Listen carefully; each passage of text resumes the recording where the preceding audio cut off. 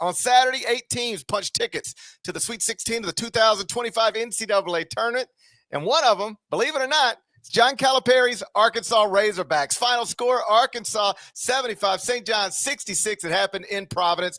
That's the 10 seed in the West over the 2 seed in the West. So after starting 0-5 in the SEC, the Razorbacks are now in the Sweet 16. KB, first off, thanks for staying up with me. You're too kind. Feel free to sleep in tomorrow. I give you permission. As for Arkansas St. John's, lots to get to, obviously, including Rick Pitino's decision to bench the Big East Player of the Year for the final 4:56 of the game. But let me just start by asking you how surprised you are that John Calipari just got Arkansas to the second weekend of the NCAA tournament, given the way much of this season has gone for he and his program.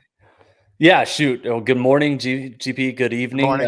Good night, whatever it is. Man, yeah. I mean, if you had asked me about Arkansas potentially even making the NCAA tournament 2 months ago, I think we all would have probably said, no, that's not going to happen. So, they started 0-5 in SEC play, as you mentioned. They lose Boogie Fland, who at the time was, projected lottery pick, expected to miss the rest of the season, the regular season at least, and potentially the rest of the season. And they rally. They end up rallying, go into Rupp Arena, Calipari's old stomping grounds, end up 10-5 to close the season since going into Rupp Arena and beating Kentucky. And this was just another notch in the belt for Calipari and for Arkansas that it's just really impressive. I mean, you just have to tip your cap to the Arkansas Razorbacks because I did not expect them to be at this spot in the Sweet 16 in the NCAA tournament. I certainly did not expect them to be at this spot in the NCAA tournament, beating preseason number 1 Kansas and beating a number 2 seeded St. John's team coached by Rick Pitino that won 31 games and was one of the best defensive teams all season. So, I watched a little bit of CBS Sports Network tonight. I saw you had a Razorbacks hat on. I want you to explain yourself, first of all, GP, but also, I think it's a cool moment for Arkansas. It's a great moment for Calipari, who's had some real struggles in the NCAA tournament the last few years under Kentucky, and a little bit of a rejuvenation period for him and for Arkansas in his first year now. To explain the Razorback head, our producer, Amy Salmonson, our Emmy Award-winning producer, Amy Salmonson, sent me a clip from a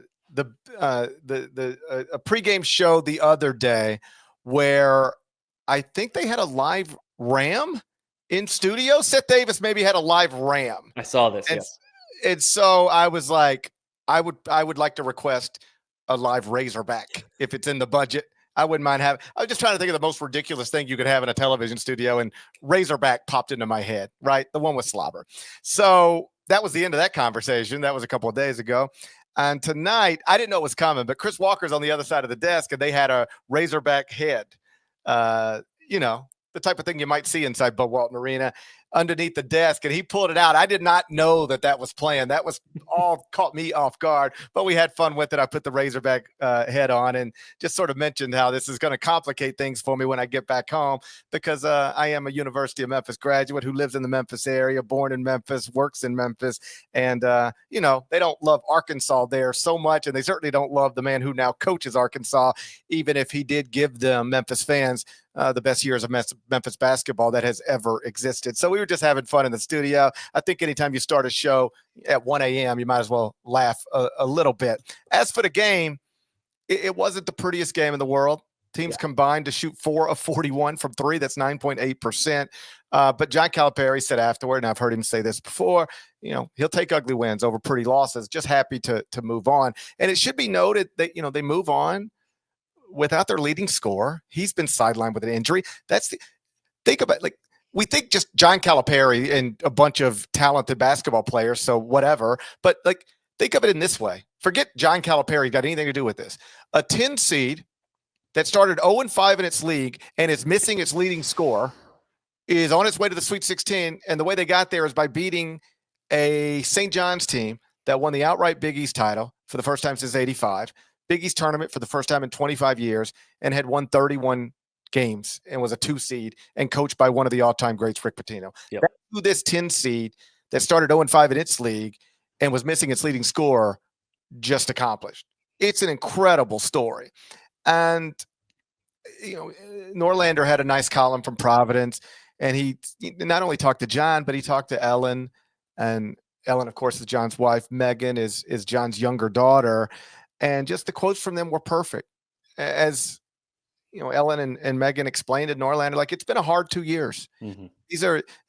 This family, their problems aren't like most Americans' problems, right? They're wealthy many times over, but that don't mean these past 2 years, and really probably even a little longer than that, if we're being honest, haven't been hard. It's great to be the king of Kentucky up until people decide they don't want you to be that anymore. Then it's not so much fun. And so he gets nudged out of there, and it couldn't have started worse. Mm-hmm. And then as you're losing games one after another, you also lose your best NBA prospect.